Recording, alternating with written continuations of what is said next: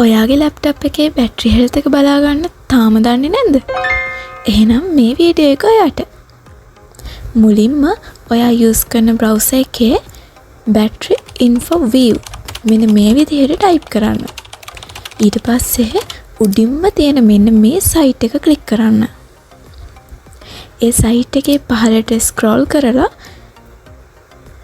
මේ ලින්ක්ස් දෙකෙන් ඔයාට ගැලපෙන එක ක්ලික් කරලා ඔයාගේ ලැප්ටොප් එකට ඩවුන්ලෝඩ් කරගන්න.